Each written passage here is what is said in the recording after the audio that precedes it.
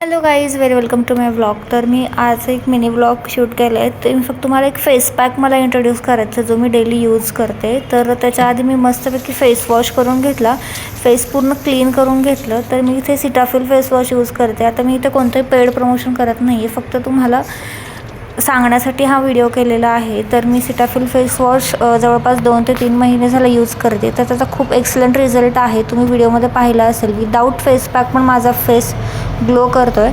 तर आता येऊया फेस पॅककडे. तर या फेस पॅकमध्ये मी 2 चमचे बेसन, त्याच्यानंतर 1 चमचा हळद, अर्धा चमचा मध, अर्धा चमचा दही आणि लिंबू असं सगळं मिक्स करून घेतलेले आहे आणि 2 मिनटं सेटल होऊ दिलं आणि मी फेस वॉश करून घेतला.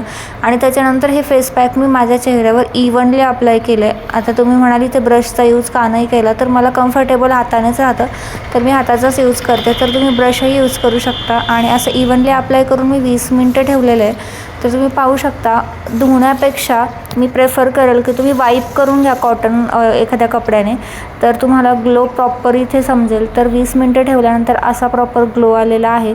हा फेस पॅक खूप चांगला रिझल्ट देतो. नक्कीच तुम्ही घरी ट्राय करा आणि मला DM मध्ये नक्की कळवा. बाय.